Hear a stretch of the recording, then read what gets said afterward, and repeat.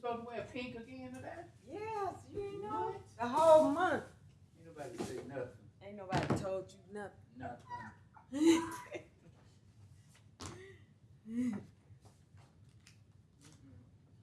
Ain't nobody said nothing. Pink month.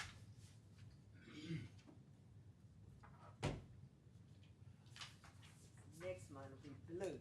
It's right. Well, I already kicked it out with my blue today, so I just air this out and wear it. Just air it out. Hanging on Did you the. hear him say I we're gonna air air it it out. out? That's pretty good. Thank you. Yeah, she clowning today. She man. clowning. She clowning. She clowning today. You did? All right. This committee. No, I did. I just sit in. He just like to come and hang out with us. That's Come and it. hang out. Give me one of them. Give me one of them sheets. I just. Where my ink pen at? You got an extra ink pen over there? I'm trying to find one.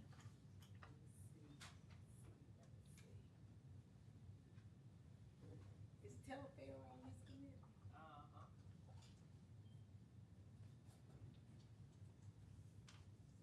I'm gonna write it down.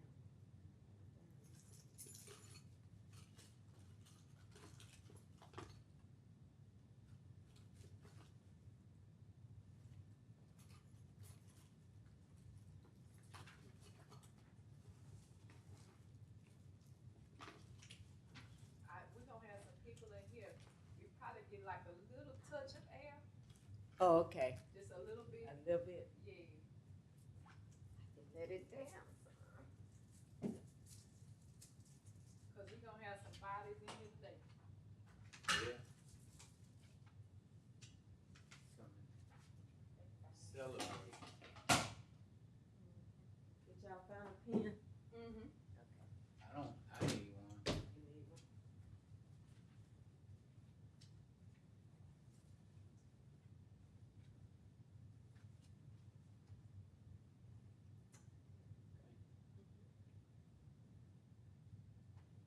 See if you can text Tanya and tell her to bring me a real one when she comes.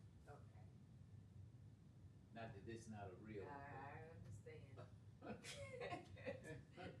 Don't let Tanya become between us. You're right there. Hey.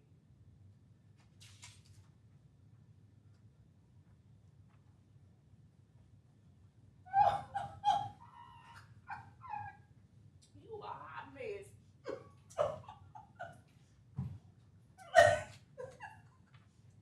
Okay, well, we in the chamber. We're gonna be waiting for you to come through the door.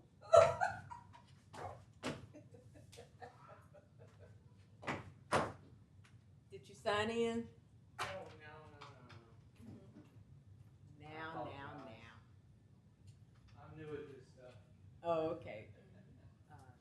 Councilman Green said he would come down for him to be up here. Oh, I see something.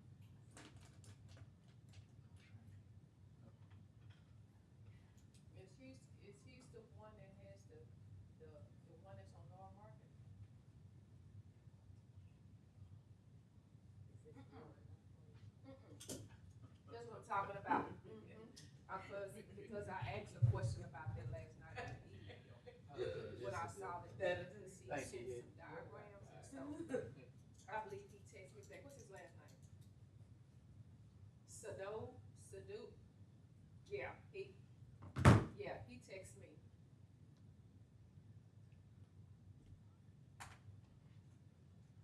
Mm-hmm.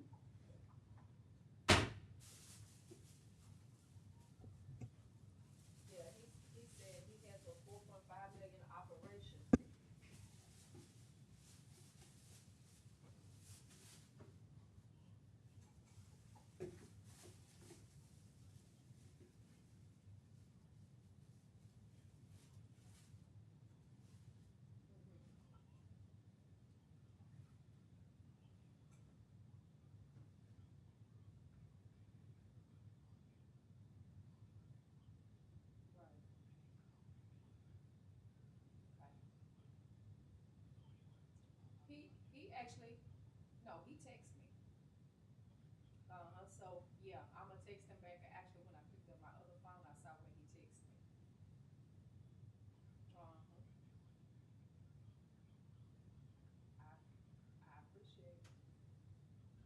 see you in a minute. Okay. All right, bye-bye.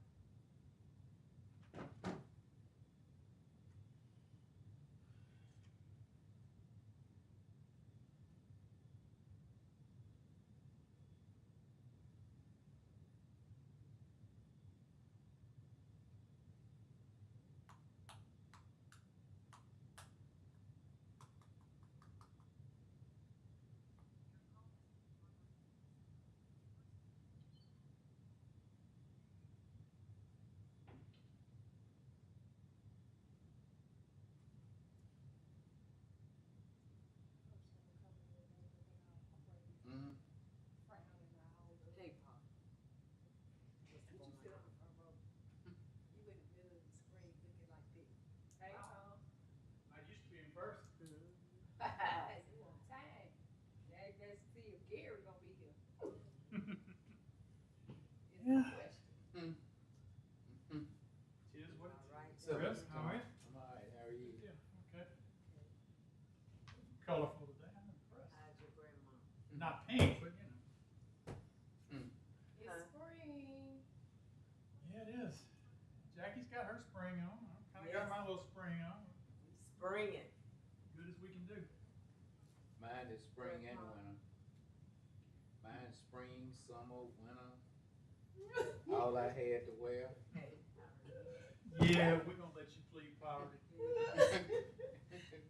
All that you had to wear, you ain't have nothing else to wear. What are you doing?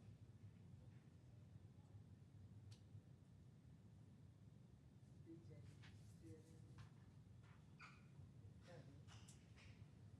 Oh, Jack. I've got, This one has a Hey, minutes on it. hello, everybody. Hey, I'm not voting on the minutes, I don't care. Well, no, he votes. Antoine, what's happening? what's going on? You got it? Where What's he's big? here. Well, Hey, he's Madam supposed Chair, to how be here. Question.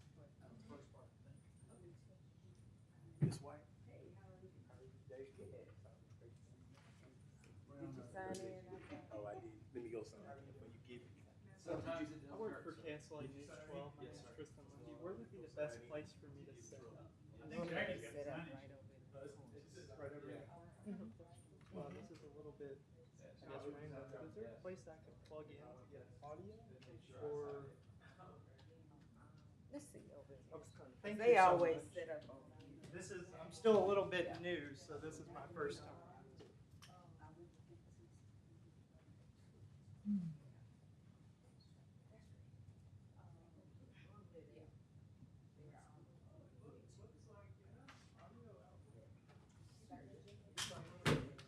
What's up, Mr. Man? How you feel? Better. Better. Every day. Trade your share out. An agenda. That's some commissioner probably upset with you. They'll get over it. Or they'll trade it back. No, they'll trade it back. That's right.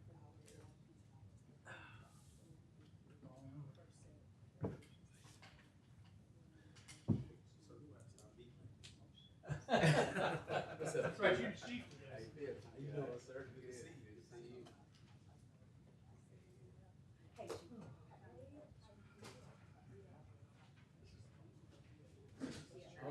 This is his chair's natural position. This one is back on. Yes, I did. Turn around. Tim, The hero Friday. Where'd you go? Tim, did you sign in?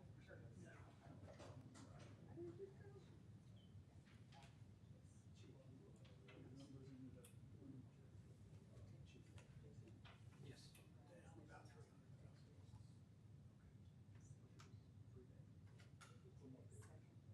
Jackie, you have that agenda over there? Here it is, Cory. Okay. Oh, not that agenda. Oh, for the meeting today? I didn't know if you had one. You're right. Can you put it up on your computer?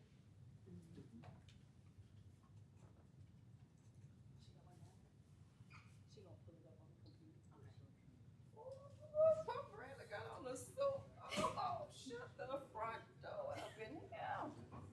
What, Charles is back in the suit again? Yeah, What we have going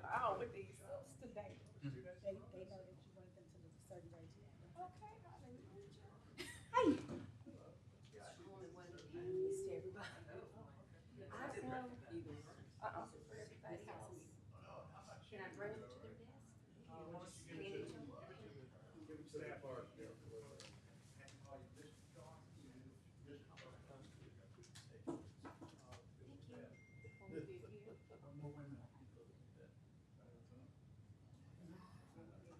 Hello, you look spiffy. Thank you, sir.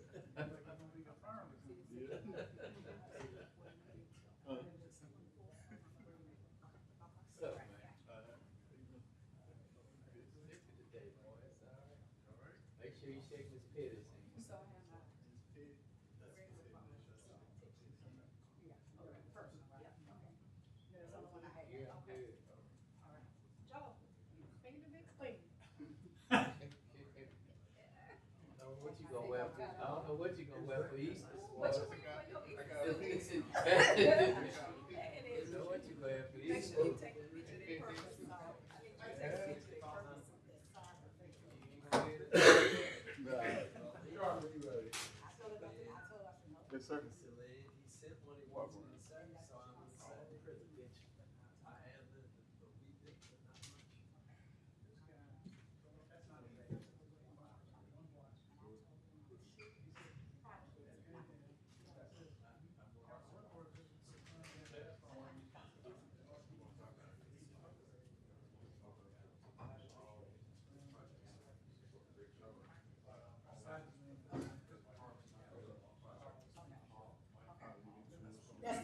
That's the information I sent you from what's Yep. next to you.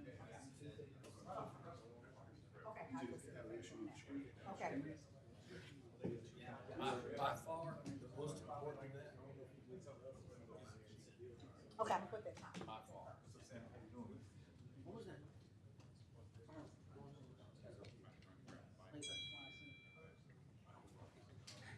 Well, anyway, I just thought that there was things you were talking about. Yeah, that's right. Well, has it all been taken care of? Yes, sir. 48 hours, you got it. Why? Thank you. 48 hours. Yes, sir.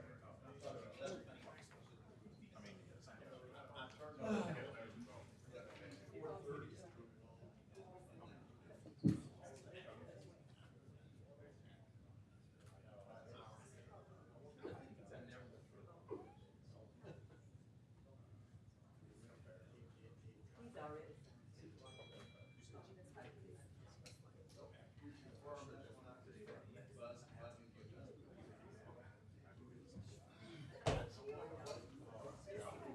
Okay. Oh, really? I really have.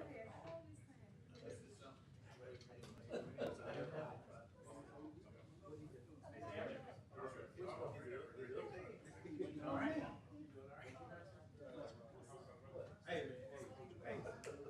You said that for. You know, he looked for me.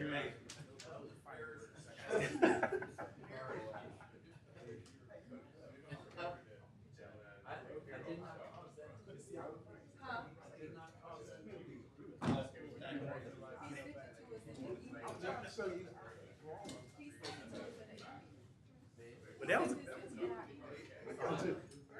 like, okay, so you tell us about it. No, you ain't. What's that?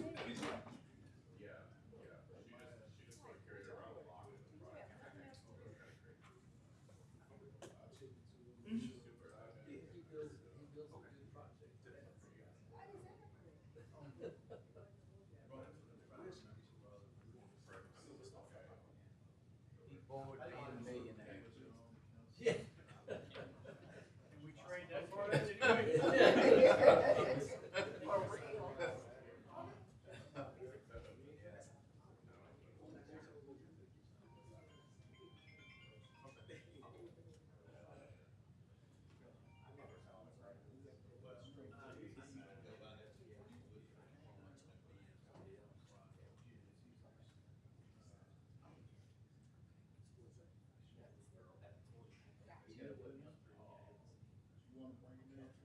Okay. He said he wanted more than that.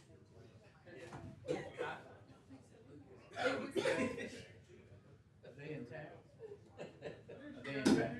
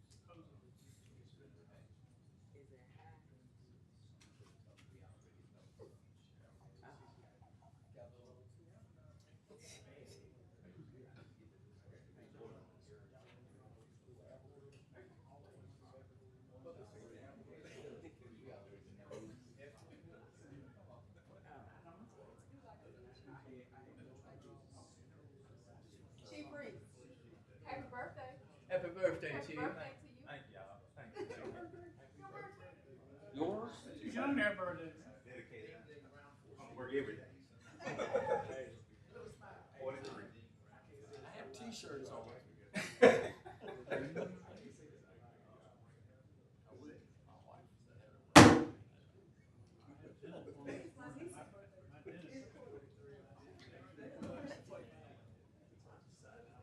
You might celebrate your birthday today, but last week I got to celebrate 40 years as a church member of Springs of Grace Baptist Church since St. Patrick's Day. So in 1985, that's when I joined when it was Sunset before they chartered Springs of Grace. So I've been here 40 years. Man, that's impressive. So your birthday's today, and I celebrated 40 years last week as Springs of Grace Church member. I'm going to blab to those two right now. Okay. He may be celebrating his birthday. Happy birthday. I celebrated 40 years as a church member of Springs of Grace Baptist Church. Was it Sunset Acres when you started? Or Yes, it was. Oh, And I just celebrated 40 years as Springs of Grace Church member. thank you. when I was at Sunset Acres,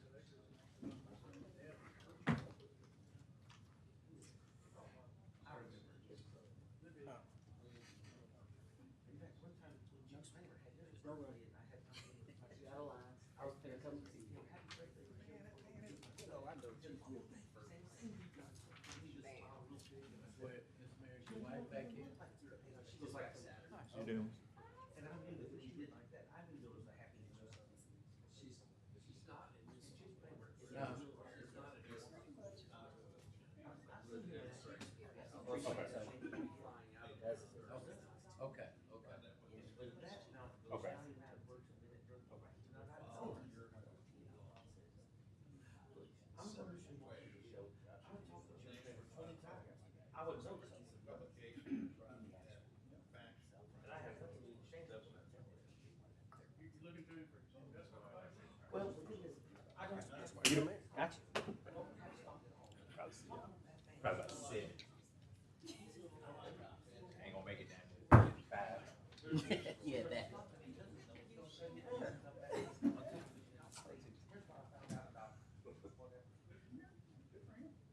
He's still in love.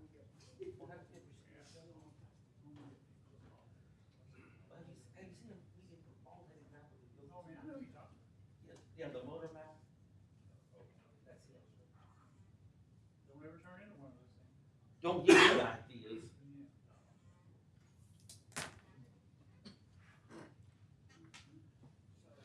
Hey, Sammy.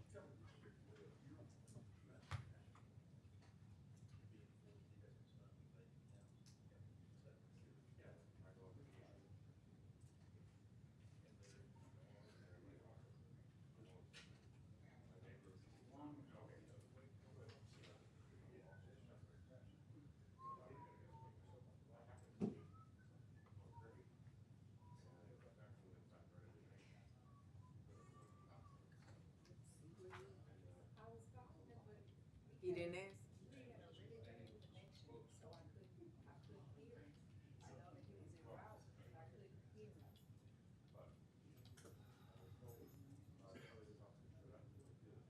Maybe he's down in the garage.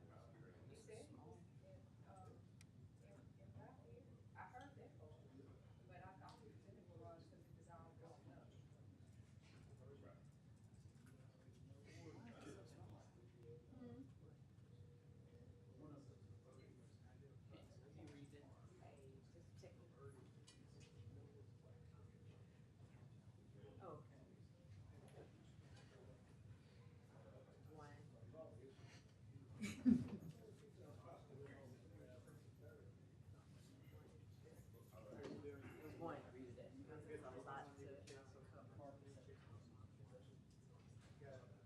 Okay, all right.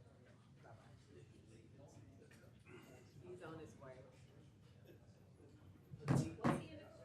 He thought, then he thought about it. What? And he put it at 1 because it was so much to cover.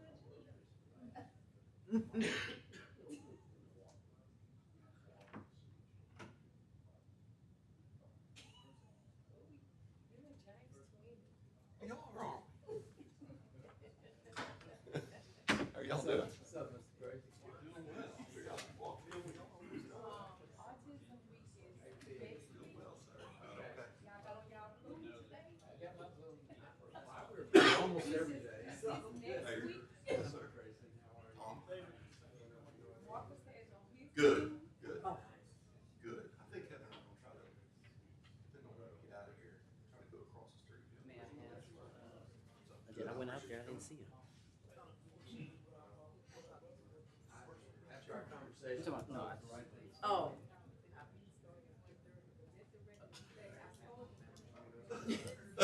Oh, after we do that. He called me this morning, so I saw him. It's 9:30. 9:30.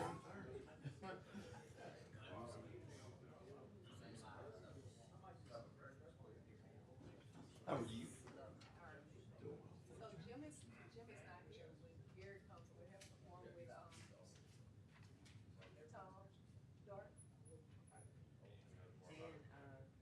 Chief Reese Chief and, Chief Smith? and Chief Smith. Or, Well, Antonio. or Daquan is here. Yeah. James. I think I was playing with you yesterday. I found out later. It's gonna be, you don't know that? I don't get invited to that stuff. You. I know you looked over at me like I was lying. I'm like, You may want to take it to the bed. yeah. Cause I'm about to have a discussion. I didn't know. I know every move y'all play. Y'all! I'm just saying. Why are you saying y'all? Cause I don't know, obviously I don't know.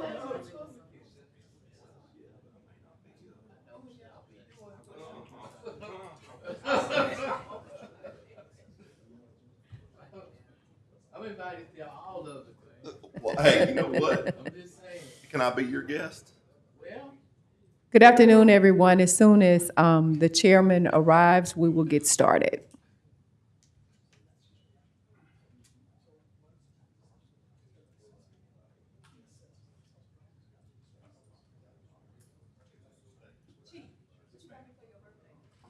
Huh? Repeat that. what you gonna buy? What you gonna buy? What you gonna buy for your Where we birthday? going to eat? Where you gonna pay? Where you gonna pay for? Executive. Oh, that's fine, I can do wild meat. I can do I got you. All the crawfish you want. I can't eat crawfish. Thank you. If meat offends your brother, will you still eat? Yes. Go to the other room. Hello, Jim. Go to the. Hello, Grayson. door. Are you good on meeting Well, I today? can't eat till they Friday. No. Can't eat nothing till after Lent. What meeting? Like the lunch thing? Yeah. I had a doctor's appointment that took me a little bit longer. I wrote up appraisals on morning this morning. I'm behind. So Fine, dear. Yeah. Some things you just can't do it. no, there's no way to do it. Thank you, Mr. Coleman. Tammy, how are you? All right. Doing okay? Yeah. Yeah, no, no, we're done.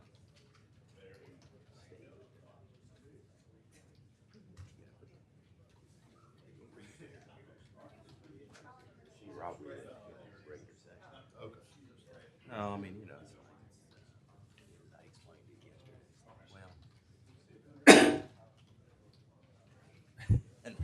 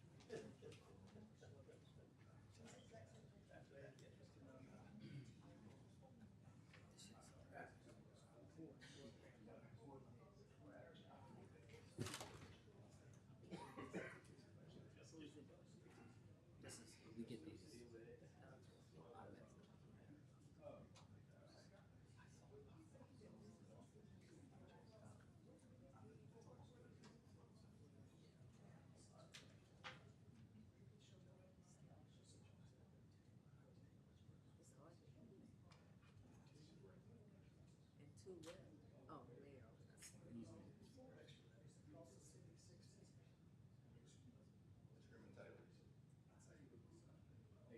Under the Grace They Bush finished administration. traffic. We'd already been going. That had been old.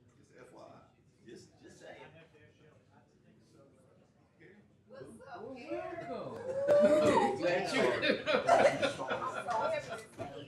Glad you. Here I'm texting you saying I'm in parking. Glad you could join. Yeah, I texted you. Yeah, we get it as soon as. I just logged in. There's a stand up. Do we have? You can't, you think about removing yourself? Okay.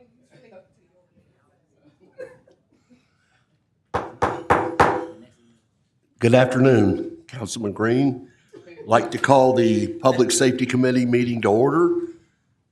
I usually schedule these at 1:30, but I forgot today we did it at 1, so here we are.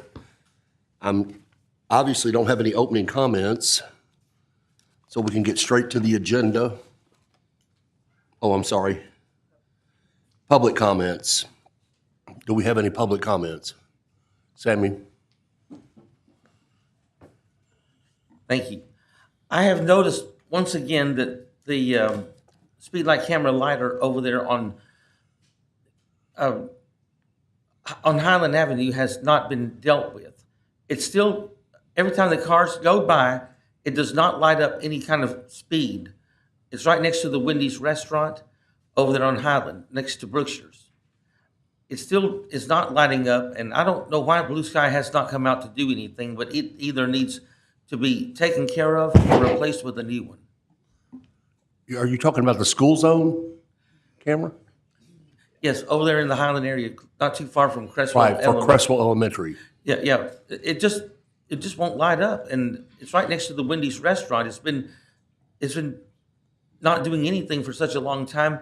It should have been taken care of, but Blue Sky has not come out to do anything, and it looks ridiculous when it doesn't show any numbers that light up and then go back to normal. So if it can't be fixed, it needs to be replaced with a new one. Okay, Mr. Dart, can you ask Blue Line about that? Mailing the president of Blue Line. Okay, thank you, Sammy. Tim?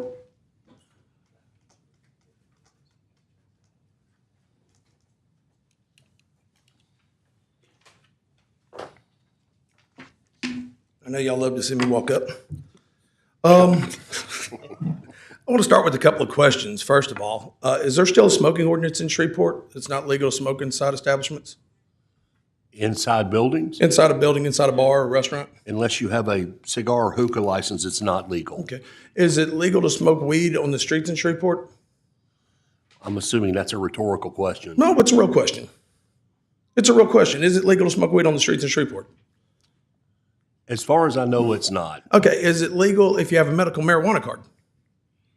I don't know. Is the chief of police here? The city attorney, I mean, I know the answer to the question, but the answer is no. Okay. Is open container still illegal in Shreveport? Unless it's in the Red River Entertainment District, it's illegal. Okay. Is the capacity on the wall a suggestion or a set rule law that you have to follow in a bar? Attorney Edwards? It's a fire code. Correct. Is it a set rule or is it It's a just a set rule. suggestion? Okay. So at what point does the city decide to enforce these rules? Because we can't have more killings on Main Street. Texas Street is Main Street. When you're having killings on Main Street, it destroys the value of every building in downtown Shreveport. You're already destroying the value of the buildings with the leases that you're putting out, but you kill the value when there's killings on Main Street. When the headline news is killing in downtown Shreveport, you destroy the business, you destroy the perception, you destroy the image, and you destroy the value of every single person who has their money invested in downtown. And every one of these killings could have been prevented. Is it legal to be in a bar at 19 years old? No. Everyone involved in the shooting is 19 years old. Simple enforcement, guys. Simple enforcement. That's what their job is. Law enforcement. I keep hearing so many times them telling me we don't have enough police officers to do this job. We don't have enough police officers to enforce the law. Guys, we don't have enough police officers not to enforce the law. We don't have enough police officers to allow large groups to gather. When they first get started, when you're in downtown Shreveport, I told the officers 1 hour and 1 minute, it's on video. I told them 1 hour and 1 minute before the shooting, we were going to have a killing that night. 1 hour and 1 minute before the shooting, I told them we're going to have a killing because you had people piled up around cars listening to music with bottles of liquor and passing a blunt and no enforcement. You had buildings that were way over capacity with too many people outside who could not get in while the buildings are over capacity with no enforcement. Guys, when you have no enforcement, you have no laws. And when you have the Wild Wild West, you have killings on Main Street. When you have killings on Main Street, our property values go to crap. I have over $7 million worth of property that I own in Shreveport, and I would love to take 70 cents on the dollar for it right this second. It's ridiculous. When you see me up here, it's because I'm angry. And I'm angry because the people who are here are supposed to be informing these other people to do a job to protect our investments. It's not that hard, guys. John Paul.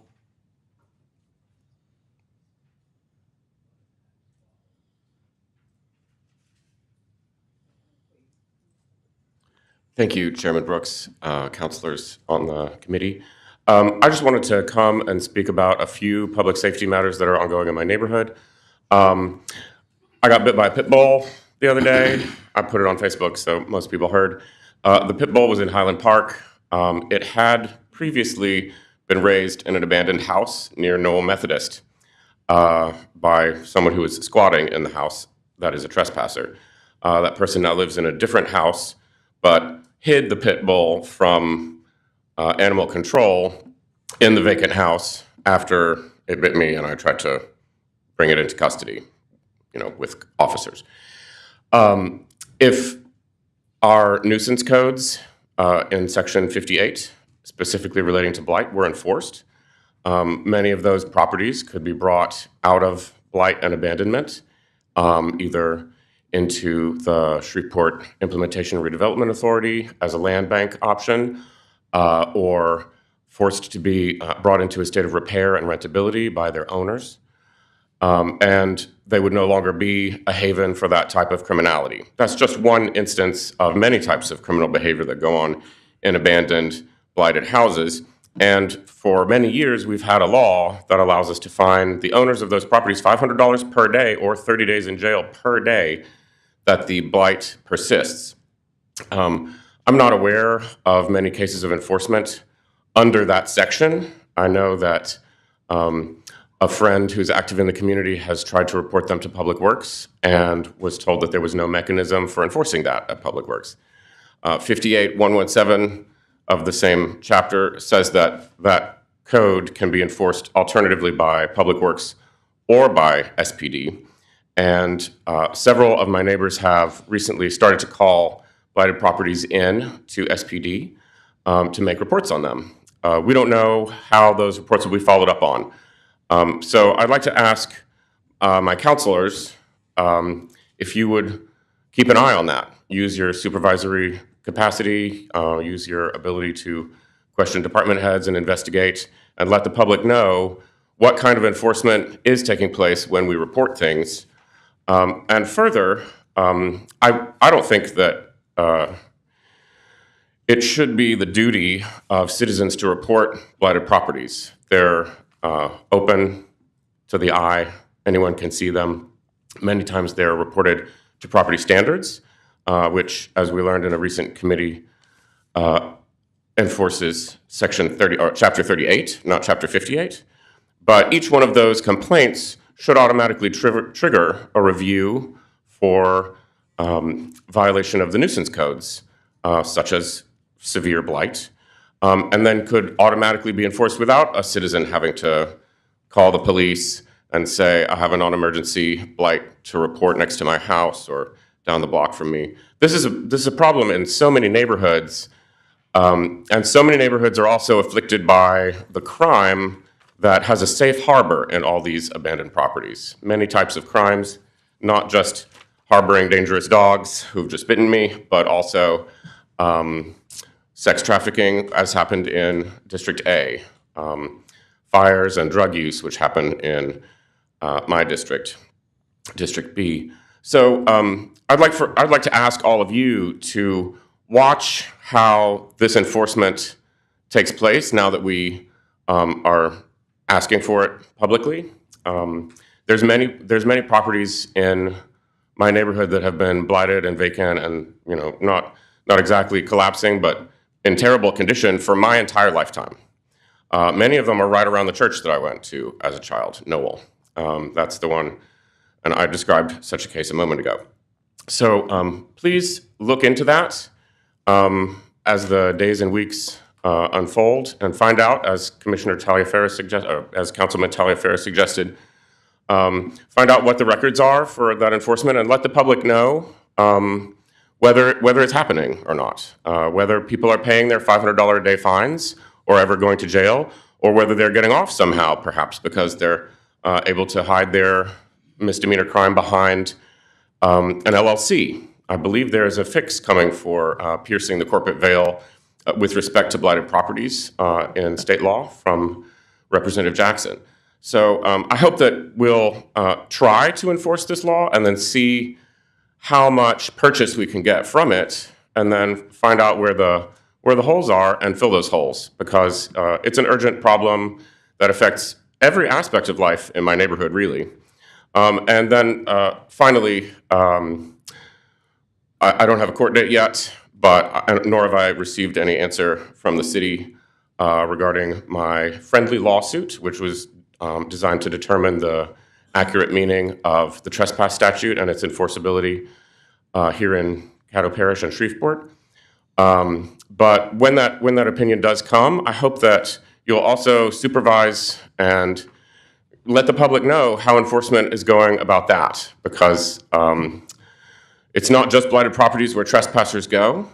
I've had trespassers on my property before, which is not blighted, and was told that they couldn't be removed unless I was present. So that's an alarming thing to hear as a property owner. It makes you consider moving to another jurisdiction, which many, many, many people from Shreveport have done. Our region's population is not declining rapidly, but our city's population is.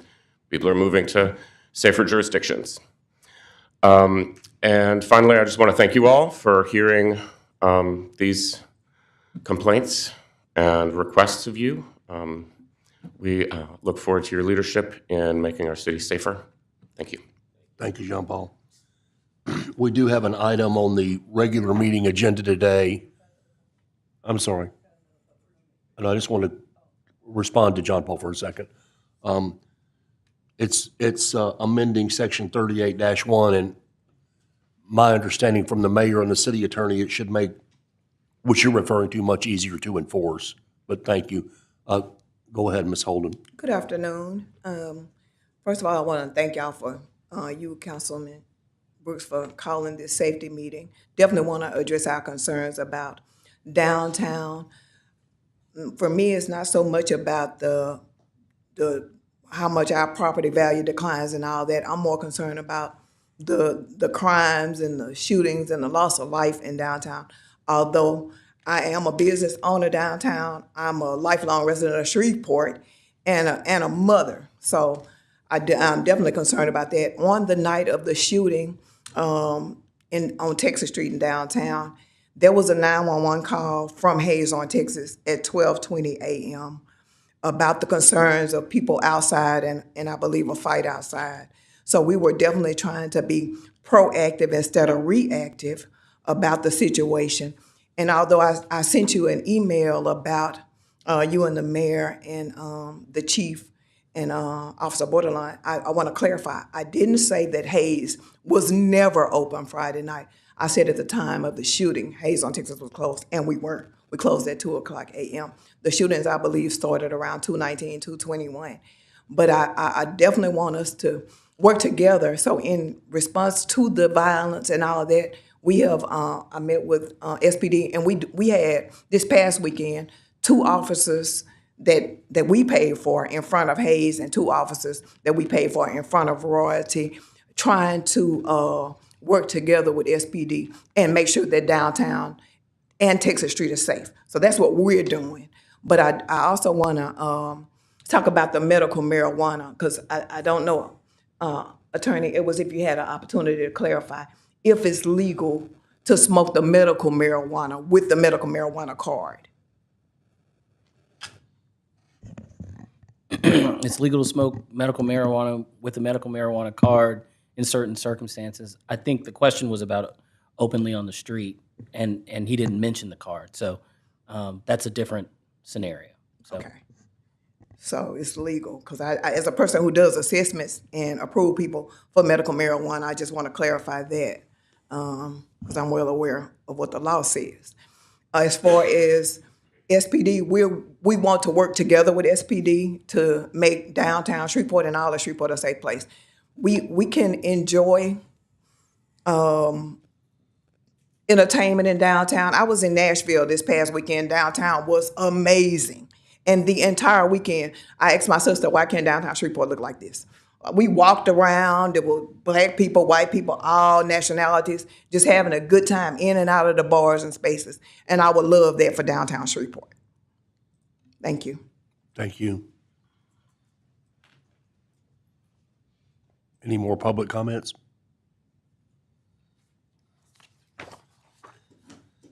So we need a motion to approve the minutes of the January 28th, 2025 meeting. Second. All in favor? Aye. We'll move on to the agenda. Is the chief here, Chief Smith? No, sir, he's not. Okay, Deputy Chief White's fine. Agenda item A, cruising in public parks and drag racing. I know Councilwoman Taylor wanted this on the agenda, I think specifically pertaining to Ford Park. So I'll give you the floor now, ma'am. Thank you, Chief White. I know we've discussed this, and you all are paying close attention to this. It seems like each time the cruising starts earlier and earlier, just when the sun is shining. And so I want to just try to take whatever proactive measures that we're having. What I'm also finding is that the drag racing in that area is on that Lakeshore Strip. Yes, ma'am. And adjacent to, I guess they call it the extension of South Lakeshore.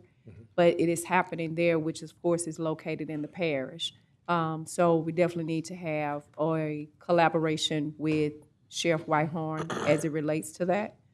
A lot of what I hear is around 9, 10, 11 o'clock, around that time when that drag racing is occurring, and you hear that with the loud motorcycles.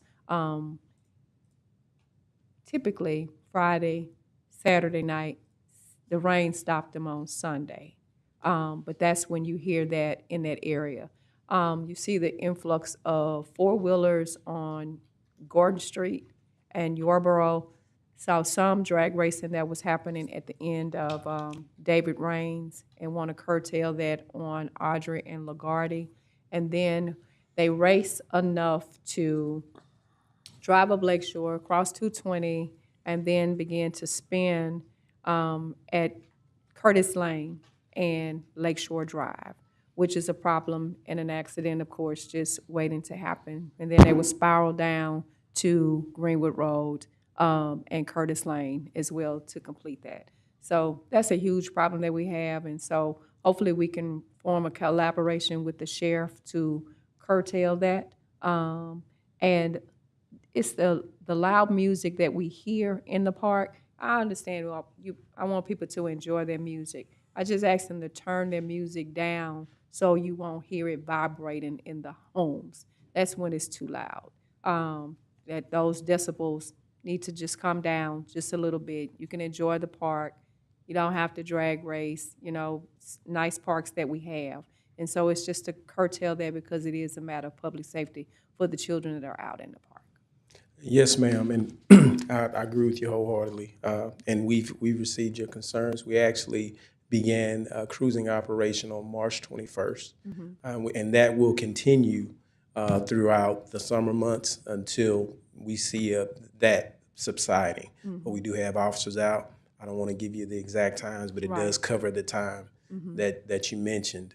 Oftentimes when we stand here, we almost feel like a coach, athletic coach, giving the game plan before the games often Correct. start. So, you know, we do understand that information is vital to get out to the public, but we also want to use some discretion as well. But we do have a operation that's currently going on. Thank Yes, you. ma'am. So, Attorney Edwards, the noise ordinance that we recently passed, does that also pertain to vehicles? The noise ordinance that we passed, I believe at the end of 2023, or it may have been spring 2024. 24, yeah. Yes. There are certain exclusions for certain kinds of vehicles under certain kinds of circumstances. I'm referring to the music that Councilwoman Taylor, is that what? Yeah. It applies to the Are you music. talking about coming from automobiles? Yes, coming from automobiles. It applies to it applies to music coming from automobiles, yes. Okay. But I'm assuming the average patrol officer doesn't drive around with a decibel reader.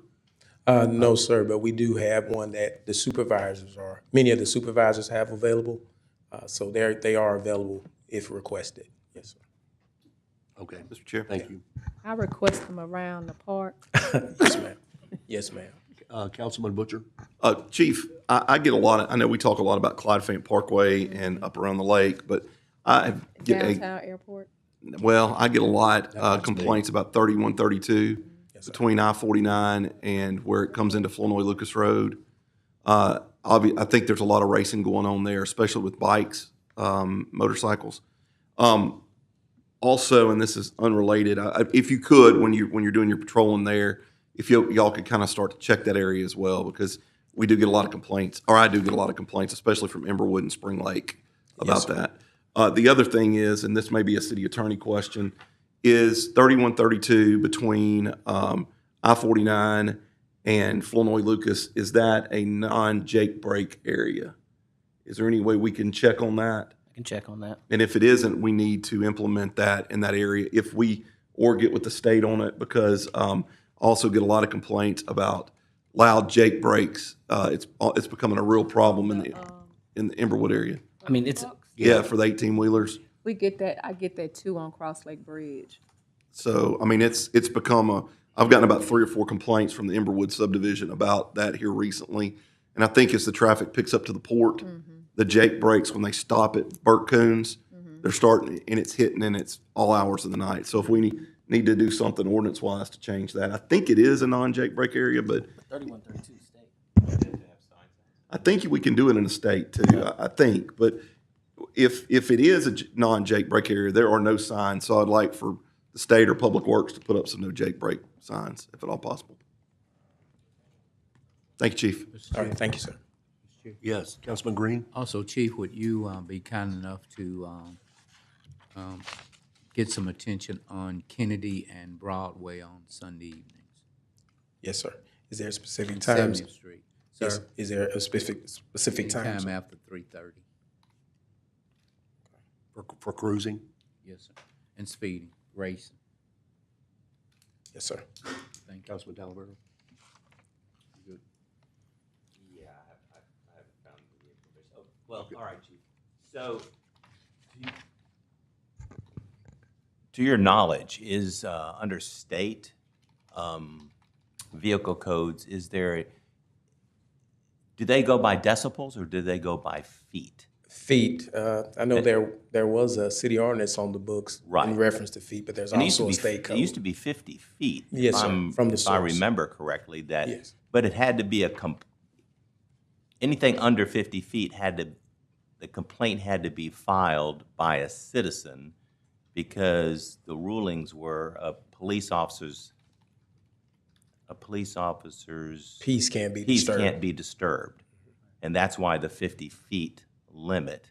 So I'd like to look into that, implementing that 50-foot rule, in that since not everybody has a decibel meter or will get a decibel meter, but loud is loud. And an officer can tell if I'm across the park or in a neighborhood or whatever, and I can hear the big thumping. I mean, we've all been at a traffic light where the thumping is going on. You know, it's the big bass stuff. It doesn't take too much investigation to figure out that's not right and that's against the law. So Yes, sir. if we just do some research on that for me, please. I think it is state law that it is 50 feet, unless they've changed it by, without my knowledge. I mean, that's very possible, but I was just curious. Yes, sir, I'll find out for you. Thanks. Agenda item B, Deputy Chief White, the police cruisers that are parked behind the city jail, Yes, sir. are they still parked there? There are some there. They're in various stages of completion. And I just want to give you a brief update, if I will. We received 58 total new vehicles, 47 2025 Explorers, 11 2005 F-150s, but only 46 Explorers actually we took possession of because one of them was damaged during transport. The 47 Explorers were assigned to patrol, investigation, support, and administration. 3 lieutenant vehicles, 19 sergeant vehicles, 10 patrol units, 10 traffic units, 2 investigations, narcotics units, 1 academy unit, 1 DART unit, 1 administrative unit. 11 F-150s are assigned to investigation, lake patrol, and investigations, narcotics. Lake patrol got 5 of them. Investigations / narcotics got 2, and 3 went to the crime scene unit and 1 the academy. 29 units have been completed thus far. 18 units are somewhere now in that chain of completion, whether it be the radio shop, TCO's, graphic shop, or the radio room. So we still have 18 that we need to be completed. It should be completed by the end of this month. That's what we're pushing for. One of the things we noticed through this process, we're always looking for ways to be more efficient. And the way we've been doing it traditionally saves us a little money on the front end, but time is money, as we all know. So we think moving forward, if Mr. Dark finds us a little money, we may be able to find a more efficient way to complete that. We like to have, when we take delivery, we're looking to have the light bars, the cages, all of that, equipped, installed on the vehicle. And we just have to install the cameras and get the graphics done. That can greatly reduce the amount of time it takes us to get these vehicles in service. So when you say 29 are completed, they're in service now? They're in service in one capacity or other, yes, sir. Okay. In those various units that I mentioned. Okay. Yes, sir. Right, because when we talked about this in the fall, you estimated at that time that all of these units should be in service by the first quarter of this year. So we're pretty much at the end of the first quarter. Yes, sir. That was You our still hopes. have you have how many uncompleted? 19? We have 18 uncompleted. 18. Yes, sir. Yes, sir. What's your estimation that they'll be? We want to have them completed by the end of April. That's our hope. That's what we're pushing for. And our goal was to have them completed by the end of the first quarter. But due to things that aren't under our control, we weren't able to make that happen. Okay, thank you. Mr. Chair, real quick question. Yeah, Councilman Butcher. And this may be a very stupid question, but I'm going to ask it anyway because I'm just curious. Yeah. I've seen several of the new cars out with no license plates. Okay. I'm assuming that we need to get license plates on there. Have we not registered them yet? I mean, what's the deal with that? No, they'll have license plates. You probably have seen some of them that are in various stages of completion, and they don't have those plates on them as of yet, but they will have public tags. Yeah, they were patrolling. I saw about 3 or 4 of them the other day in the Highland area, and none of them had license plates on them. Yes, sir. They should have. So all of them should have license. I don't want y'all to be pulling somebody over for a license plate and then them get in behind you and see that you don't have a license plate. You know what I'm saying? Yes, sir. So, okay, thank you. Yes, sir. Anyone else? Agenda item C, and this might be a question more for you, Mr. Dark. The Southeast Shreveport Police Substation. Is there an update on it? Specifically 8509 Line Avenue. Well, we got a correspondence back, I believe, today or at worst yesterday, from the owner's agent, and we're trying to determine how we're going to respond to that right now.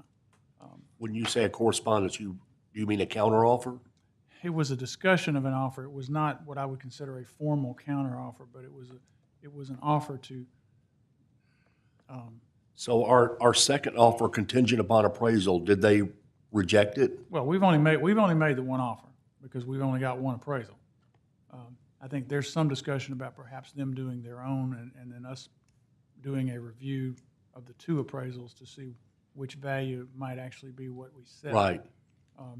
But they would have to pay for that appraisal, and I think that was the discussion we were having with them. Okay, so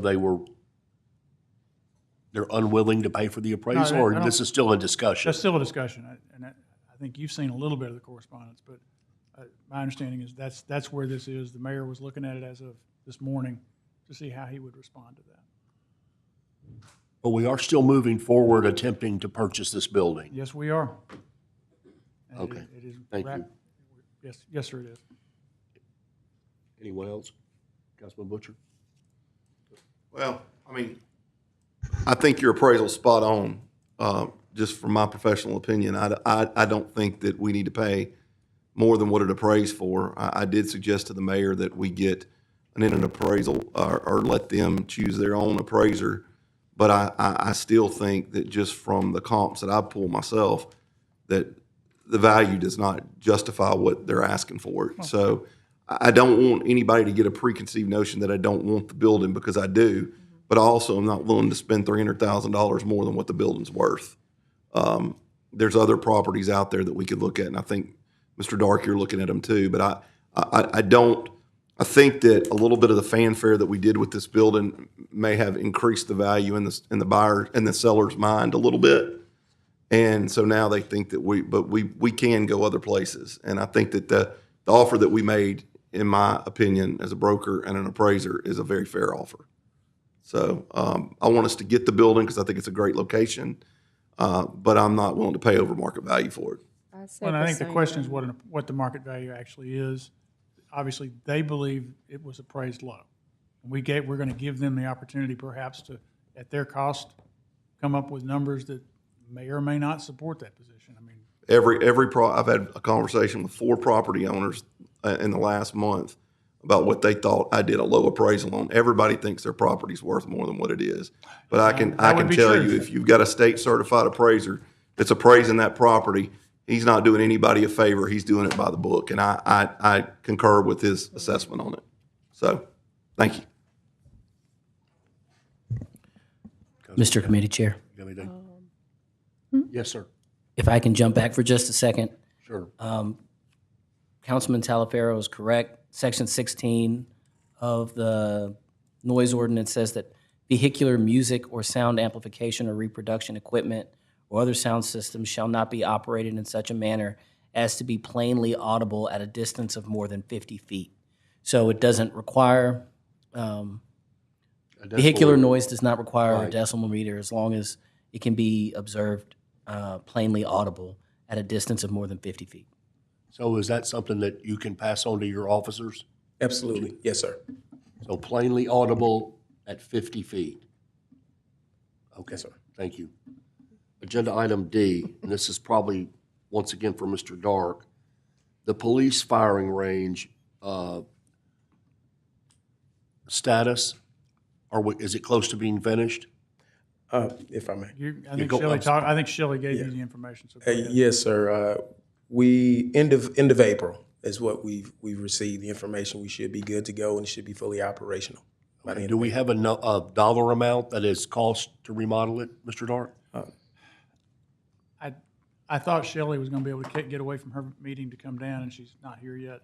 I can get you that number because I do not know it off the top of my head. I know we ran into a good bit more lead in the facility that required a lot more abatement than anybody thought we were going to have to do. So I know it was higher than we thought it was going to be. But as far as I know, they're almost done. I've seen the pictures. You may have seen them as well.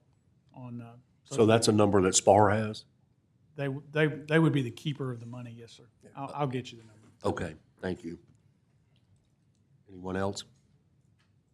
Agenda item E would be for you, Deputy Chief. And I mentioned this at the last meeting, the location of I think we own 3 surveillance trailers. Yes, sir, we do. And I'm still curious why one of them is sitting up on North Market at the new location for the substation, location for the new substation. Yes, sir. Is there a reason that it's there? Yes, sir, there is. In reference to North Market. Do what? Yeah.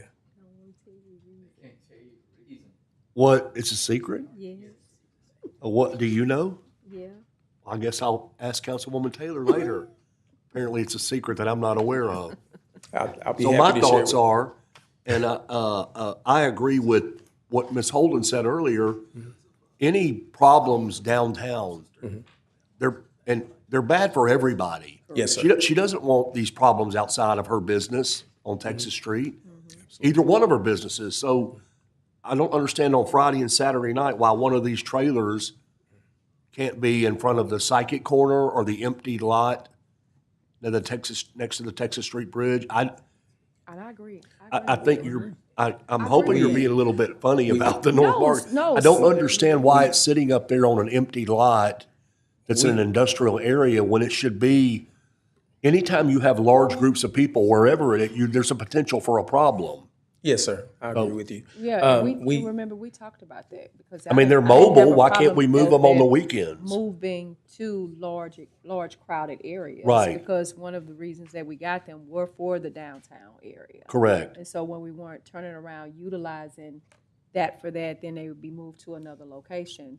But to curtail what is happening from downtown, and so there won't, Ms. Holden's business or any other business won't be painted with a blemish when something happens outside of that arena. They won't be marked with that, but we would have the trailers down there when we see so much activity that's going on. So I'm in full agreement with that, because that's what we discussed in the last safety I meeting. mean, I have to believe, just as a citizen, when I go to Mardi Gras in New Orleans, where I have to believe that trailer sitting at the corner of Texas and Spring, that would, unless you're just oblivious to law enforcement, which some people are, Yes, sir. that would be a deterrent to crime, as opposed to, and maybe there is a reason for it being on North Market.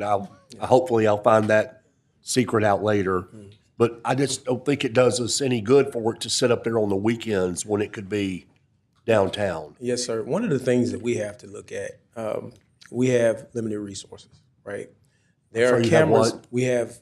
Our resources are limited. They're not, limited resources, and we have to use them in the most efficient way possible. When you speak of the 200 block of Texas, there are cameras there in the 200 block of Texas that are being monitored by the Real-Time Crime Center, where we try to place those cameras in areas where we don't have coverage, that we need to have coverage for specific reasons, for tactical reasons, if you will. What I will say is North Market, it is a very busy thoroughfare.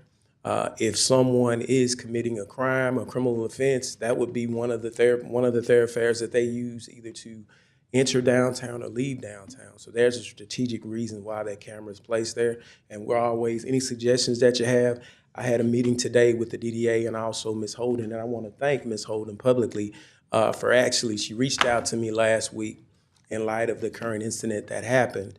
And she wanted to make an investment into the downtown area, into the city of Shreveport. When we think about public safety, law enforcement runs the bear of that, but it's public safety. And I thank her for being willing to contribute and to step up and to work with us to have those additional resources down there. But we're also we plan to meet with other business owners downtown. We have neighborhood association groups all over this city. Well, we want something like that in downtown Shreveport with the restaurants, the bar owners, the club owners. We plan to meet on a monthly basis to hear those concerns and to come up with solutions on how to fix a lot of the things that we're speaking of now. Speaking with Ms. Holden, and I'm going to quote her on this, the response time SPD's response, there's not an issue with that. But something that we need to work on is being seen before things actually happen. And that's something that we're going to work to improve. We constantly assess our responses, our tactics, and every day we strive to be a better version of what we were yesterday. Doesn't mean that, we're going to have concerns. We're going to have concerns and issues from our community, and we expect that. We want that, because if those things aren't brought to our attention, we won't realize the vulnerabilities that we do have. So And we are talking to, we will mention in those meetings with those business owners, the possibility of integrating with the Real-Time Crime Center to have more cameras, along with the trailer cameras. And we want as much coverage as we can possibly have.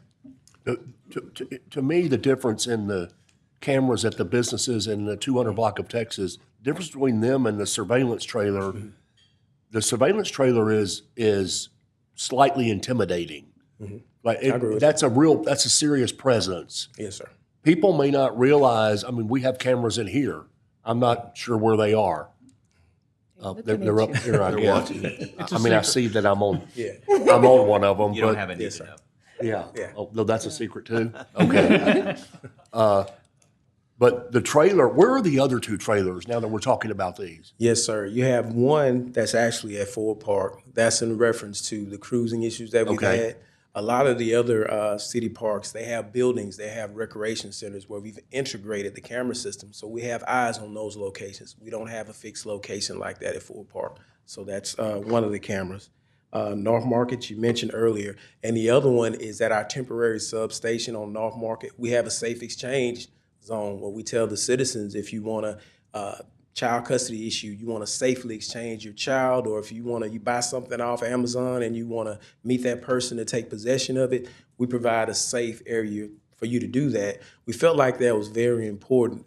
That's a temporary location, so we really we try to really be responsible when it comes to spending taxpayers' dollars. We didn't want to make a huge investment up there in reference to a camera system and not knowing if it would be transferable to the new location. So there's two on North Market, or there's? No, there's two on North Market. One at 3312, and the other one down by the Wendy's where the permanent substation will be. Will be built. Yes. And then the third one is at Ford Park. Yes. Yes, sir. On Friday and Saturday night, one of the ones on North Market, can it be moved downtown? Yes, actually, we could. Yes, sir. We could move one of those trailers downtown on the weekends. We can absolutely do that. Okay. Yes. Thank you. Chairman, real quick, so we have 3 of those trailers, right? Yes, sir. And they cost how much a piece? 37? 35, 40,000, somewhere in that. I think range. 37,000. So we can take that out Yeah. of public safety fund? Well, you know, I mean, to me, we've seen that one sitting on North Market in that spot at ground level, pretty much. It's not up or telescoped since probably the fall, probably. Would it be better for us to invest in a few stationary cameras on poles? That's a lot cheaper than $30,000 to $40,000. Wouldn't it? I mean, if we need the presence up there, should we just go ahead and invest in pole cameras and put them up in, and you could do the same thing with the new substation. You could put them out there and they could be utilized, like you're saying, for the north and south, because I personally didn't approve these or push for these trailers to sit in one location for months and months and months at a time.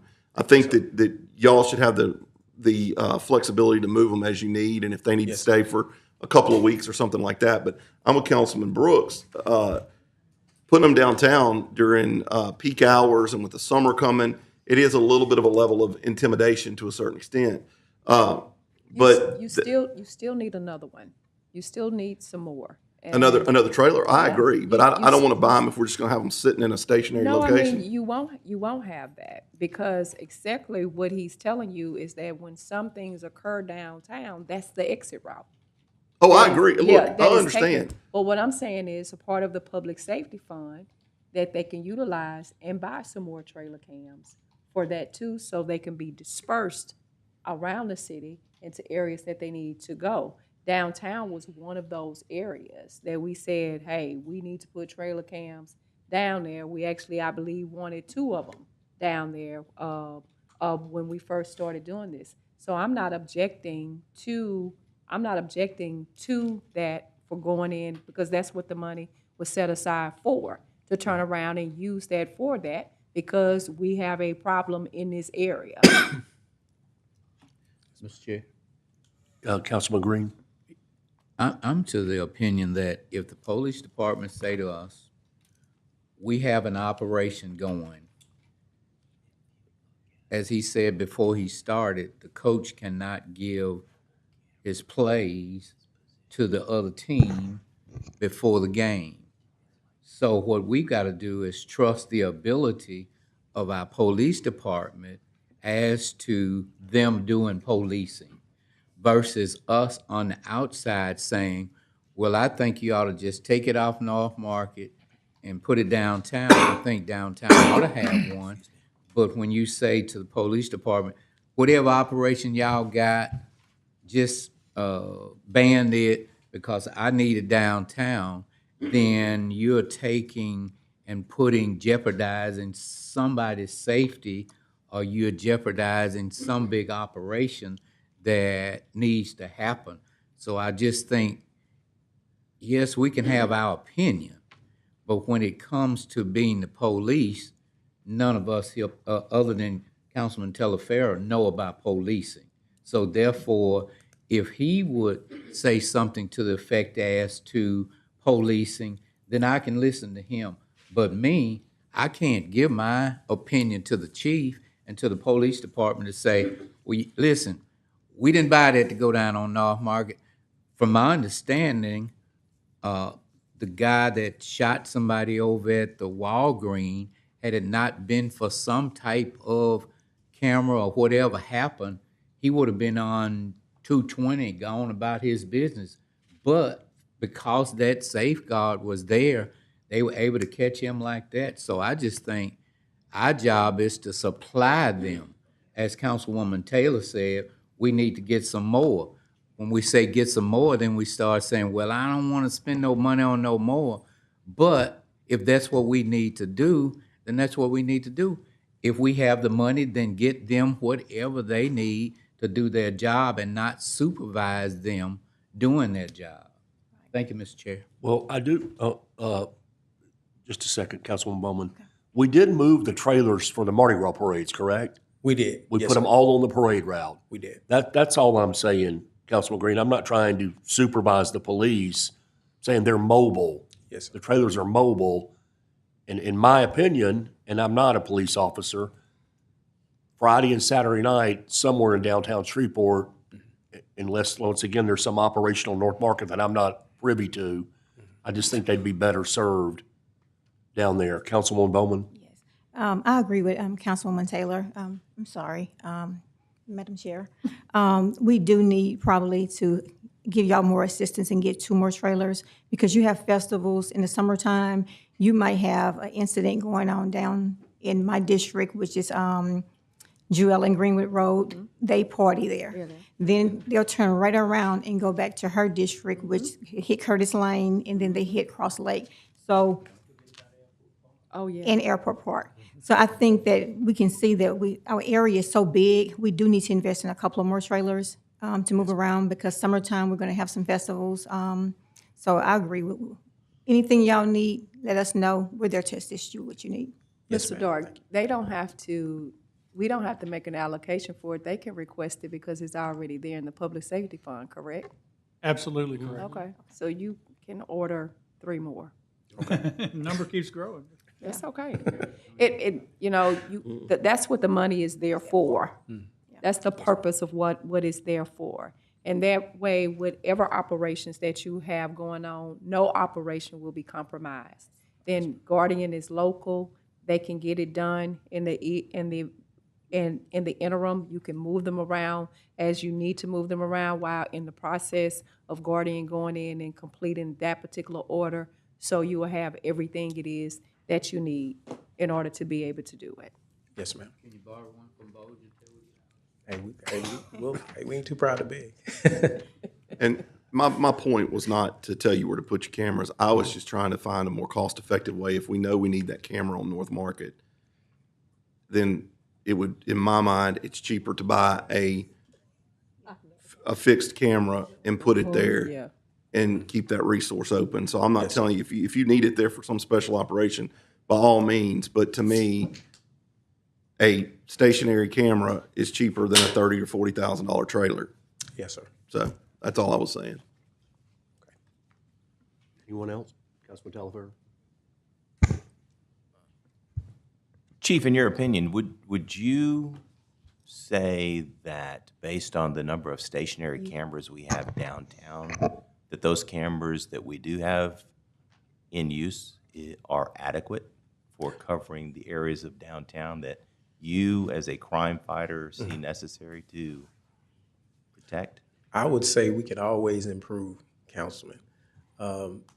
We strategically place cameras down, and they give us pretty good coverage, but we can always do better, and that's our goal, to always do better. Okay, and so if you would, I mean, I don't know, this is Councilman Brooks's district, but I would like to know, how many cameras do you really need, stationary-wise? I don't care about the locations. I'm just interested in the number. If we're gonna look at spending money, I would like to know exactly how many cameras you do need. If you think you're short and we're not getting the coverage that we need based on the number of cameras that we have, then we need to know that. Yes, sir. To make an informed decision on spending money and allocating the tools that you need to keep, not only downtown safe, but, anywhere in the city. We're just focusing on downtown right now, but, the trailers are merely lanyap, in my opinion. Kind of an overwatch, if you will, to complement, not compensate for, but to complement, other stationary cameras for special events and so forth. So I'd really like to know the numbers as well. So in the event that we do have money and we'd like to appropriate it responsibly, we're willing to do that. Yes, sir. Thank We'll you. provide you with that information. Thank you. Anyone else? Chief, how expensive are the ones with the little blue lights on them? They're about $3,500. Okay, because those Yes. worked well during the Human Harmony. Weekend. Yeah, it Yes, gets that attention with the blue lights. Yes, ma'am. The ones that are the pole cameras with the Yes. light? Yes, Yeah. ma'am. Yeah. 3,500. And the sheriff department, through our initiative, the Anglin Myers Public Safety Initiative, the sheriff has, he's going to give us 10 cameras Print cameras. in reference to that. So we're placing those cameras inside the city limits of Shreveport. And those are effective. Councilwoman, my thoughts, once again, before we get off the subject on those trailers, is it's impossible not to see it. Yes, sir. So you could have a camera every 3 feet, like a casino does, but if it's up on a pole or on a building, I'm thinking if people see the trailer, maybe some incidents like happen, possibly would deter. Maybe it won't, but it'd be like, well, obviously I'm being filmed here because there's the trailer, and they may not think about a camera somewhere else.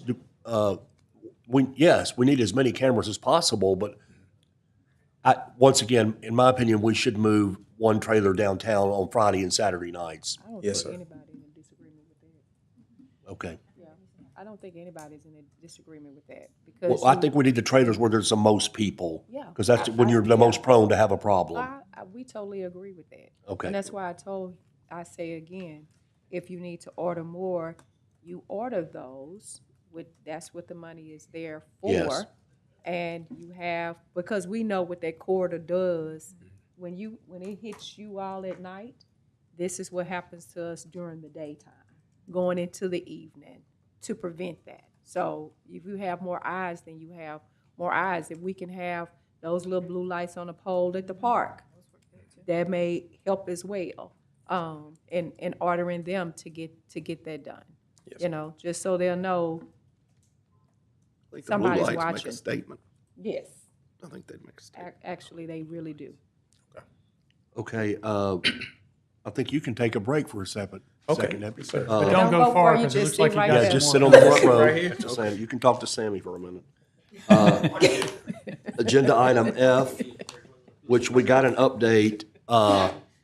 We got an update yesterday, but I will go ahead and have one publicly on Fire Station 20. Yes, sir. Thank you so much. Chief Reeves, thank you. I'd like to remind y'all, the fire department is part of the public safety fund since my hands started itching while I was sitting there. So since we passing out money from the public Did you order our safety smoke fund. detectors and Yes, carbon ma'am. monoxide Yes, ma'am. detectors? Not Thank carbon you monoxide, very but much. yes, we have cameras, we have 11 camera locations. trailers, We have 11 locations that could use cameras also, so we actually, and oddly enough, I know y'all saw it on the news yesterday real quick, but we had someone pull up to Central Fire Station on yesterday with a gunshot wound off of North Market. But we were actually, cameras are actively being installed at that station as of yesterday, and also Station 14. So they do come in handy with helping Shreveport Police Department fight crime. And because that person pulled up, it actually saved their life, being able to pull up at your station and you all transporting them, you know, the individual has been in surgery again today. Yes. Fire Station 20, we are in the, I brought our project manager and also assistant chief of maintenance. Our project manager has helped us move a lot of projects forward because he does have a construction background. So that has been a huge addition to our projects. But Fire Station 20 right now, they were doing the pad yesterday. They have cleared that portion. Water Department, again, I have to thank them because there was a line that was hit on yesterday at Station 20. They immediately came out and located the valve to turn that off. Rock is going in. The temporary trailer itself will be there tomorrow. Our biggest hiccup right now is communications, making sure that the alerting system for that temporary station works. So as soon as that trailer is dropped, that includes the septic, that includes the electric being added, a pole being dropped for the electric, and also we'll be able to operate those bay doors with the electric that's being placed at that site, along with being able to charge our trucks so that they're ready to respond. So hopefully we'll be in that trailer within the next 2 to 3 weeks, able to operate. That comes fully furnished, costs roughly about $2,000 a month, so very cost effective. 3-bedroom, 3-bath, kitchen, utility room, and everything else. So, Chief, yes, sir. will Engine 20, Truck 20, and Battalion 5 all be there? Engine 20, Truck 20 will be. Battalion 5 at this time has no plans on going back to Station 20. I have no plans on them going back to Station 20 at this time. One of the reasons is we've kind of split up the district a little bit. The other reason is the port pays a lot of the cost for the engine and that truck company. And not necessarily Battalion 5, but they're in a safe location. I like them where they're at. So I got you. Okay, that's fine. I do. It's basically more about fire stations, and I didn't ask this question because the chief was here. But after everybody asks you about 20, I have one other question for you. Okay. But thank y'all, and Chris, thank you for keeping me up to date on that. I appreciate that. Happy birthday again. Thank you so much. Thank you. 28 years old. After, how old? 28. I'm 43. You're 4 years older than me. You're 4 years older than me. 43. Okay. Keep living. Let's get back to reality for a second. After yesterday's briefing with Attorney Edwards and the other attorneys, I don't have many more questions on Fire Station 20. Does anyone else? This is mainly, I don't see vehicles on here, but it kind of could fall under fire stations. I would like to know, I see a lot of fire stations getting new pumps, and we've gotten one at Station 3, which is in my district, but I don't think there's anything else planned at any other stations. The medic unit at Fire Station 19, from my understanding, has been in reserve for quite some time. I was told that they are getting a used from another station medic unit. Do you know if that's true or not? I don't think so. We have, we just cashed in on the insurance on it because it was wrecked. So we bought a chassis for Medic 19. I will check with Chief of EMS, but I think their unit will be replaced. But we do use our data from our maintenance division to determine who needs newer trucks and who would get necessarily a hand-me-down, but I don't think that's the case with 19. Well, I would hope that 19 wouldn't be one that gets the hand-me-downs, because that truck was originally bought by Willis Knight and back whenever that medic unit was put in service. And with us having hospitals, and that truck was put back in service in the 90s, Willis Knight bought that truck originally, the first one that ever went in there. Correct, okay. And I think it was due to the fact that Willis Knight and Piermont at that time, Medic 3 wasn't there, so it was first into that. And then you had all the Oaks and all that stuff that they were in the process of purchasing. And I would think that Medic 19's run volume at this point, and y'all probably know more than I do about it, but I would think it's pretty high with the amount of residents at the Oaks and the Glen and Heritage Manor on Strathmore and all those different nursing homes and retirement villages. So I would hope that Medic 19 doesn't get a hand-me-down. Right. I'll take a look at it. Out of the 11 medic units that we do have, they're in the bottom 3 on run volume. So they are a lot slower. But also we have to look at distances also. So I'll give a chief of maintenance and look at that. But it's to my knowledge, Medic 19, we just bought a chassis for that one and Good. having that one done. Well, you hear all kinds of stuff, but I did say I would ask that question. Okay. Because it was concerning to me just knowing that the amount of the growing population out there, and I know they've been in that reserve for quite a while, so I just wanted to make sure that they were at least on the radar for a new truck. Okay. And I had a conversation with Willis Knighton also. They may want to provide again. Well, that's what I was medic thinking. unit. I also was thinking that Stallion, being a good business partner, may just donate us that trailer. That's kind of what I'm thinking. Not the medic unit, but I'm jumping to something The else. temporary station? Yeah, the temporary station. And I always ask. Yeah. Okay. Thank you, Chief. Can you give me an update on 4 in Allendale? 4 is they have temporary flooring in there. It has been abated.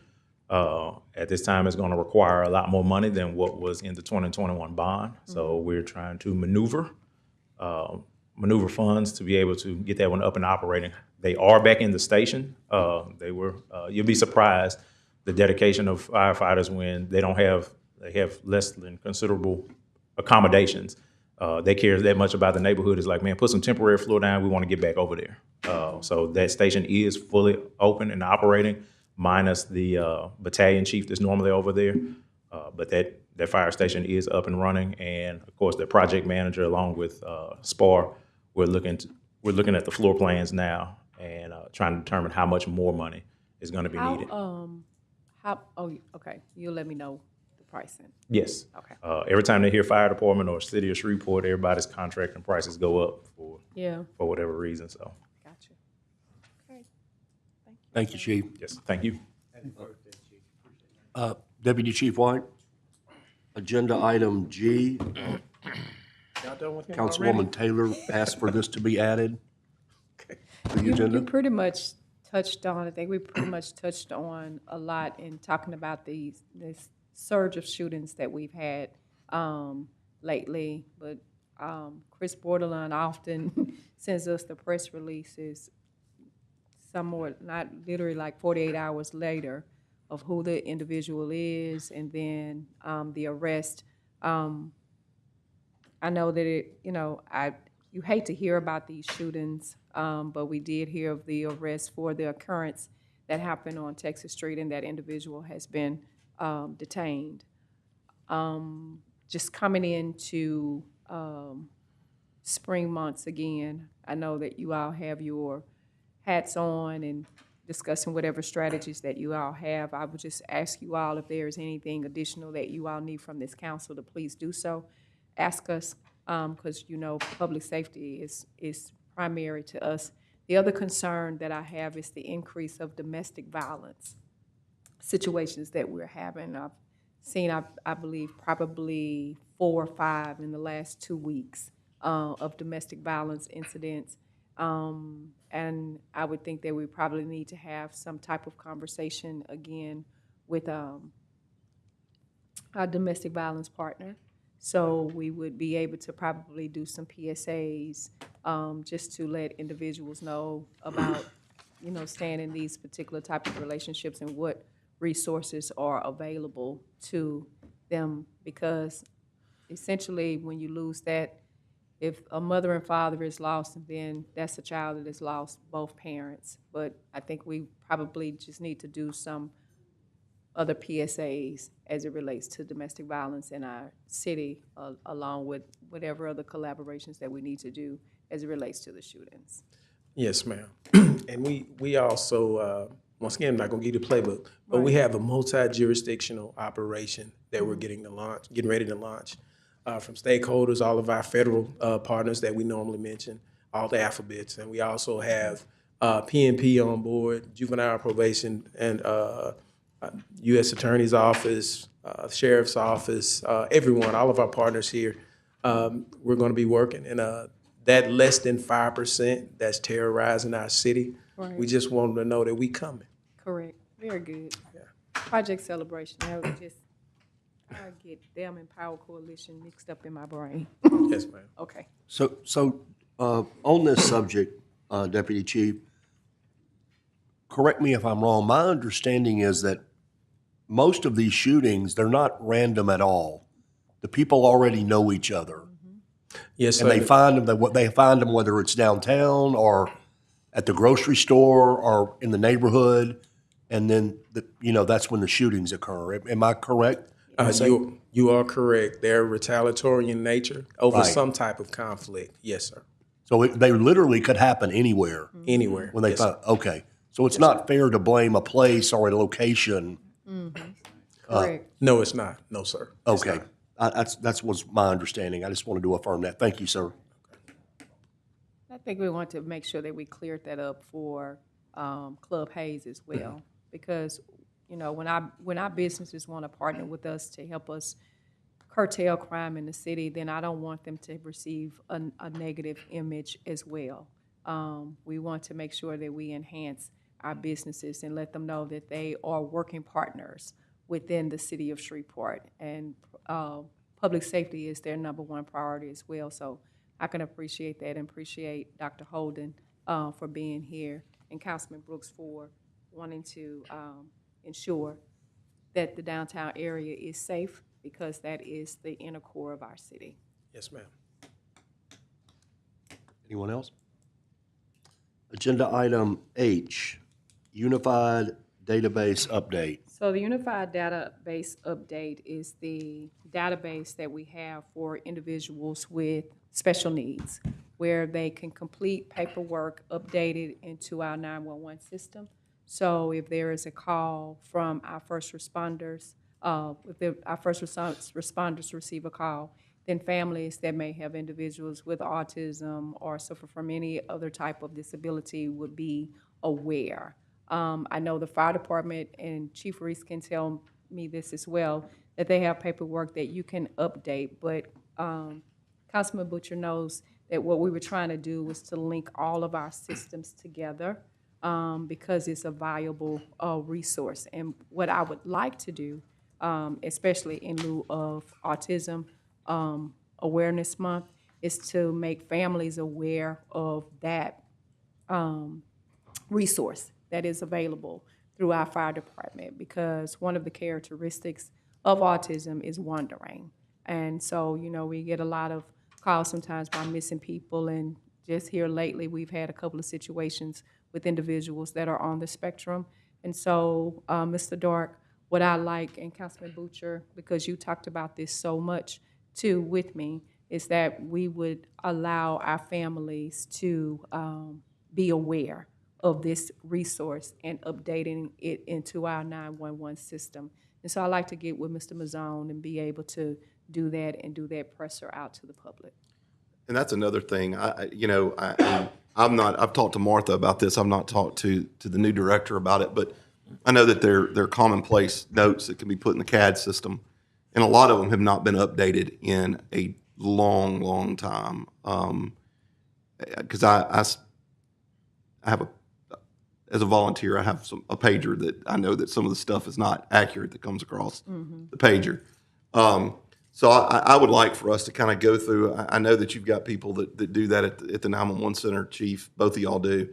Go through those commonplace addresses that we go to a lot, and make sure that information is still accurate. Because I see stuff when Violet was still the assistant chief of communications come across, and those people have been dead, like wheelchair bound patient in 123 Texas or whatever, and that person's got to be gone, but we've just not updated those notes in the CAD system. So, but I think that's what we had talked about originally, is making sure that the people that have autistic children, or someone with special needs, or someone with mental issues, mental health issues, that we can put that in there, and I think that would save y'all for officer safety and firefighter safety.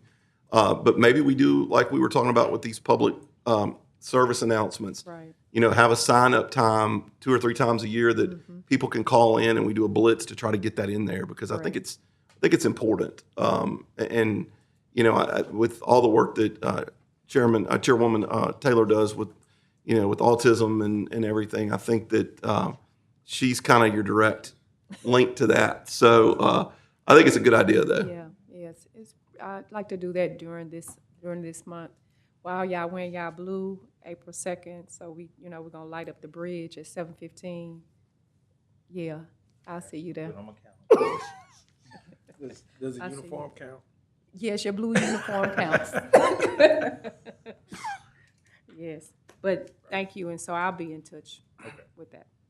Anyone else? So agenda item I.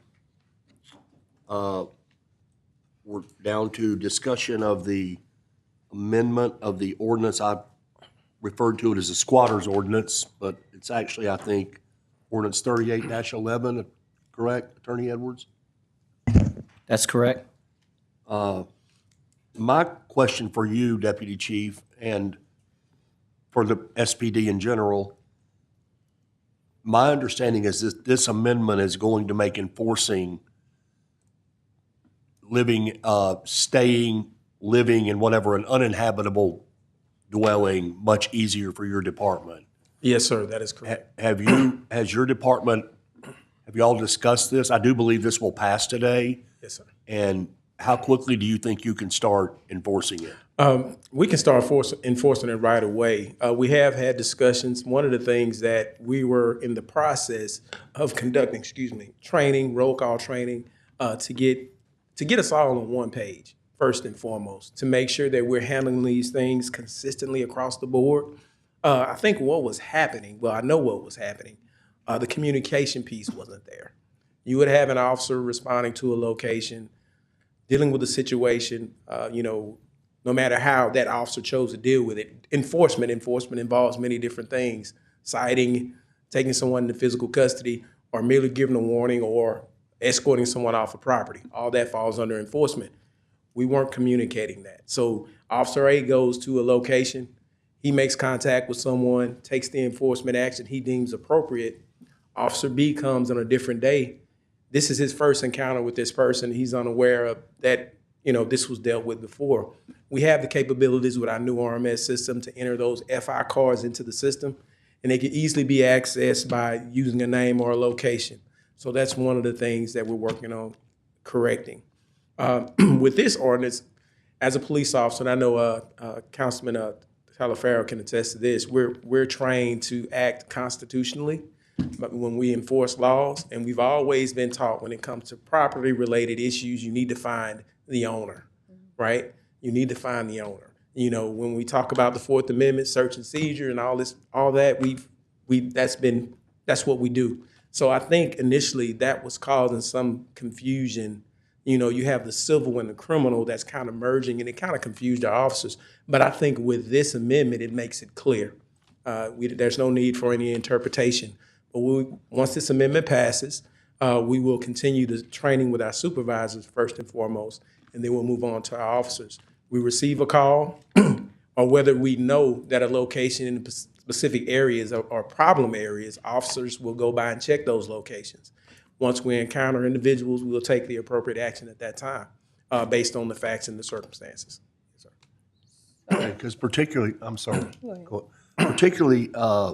obviously, I'm mostly addressing the Highland area. Yes, sir. Which has been, as you're well aware, has been quite a concern lately.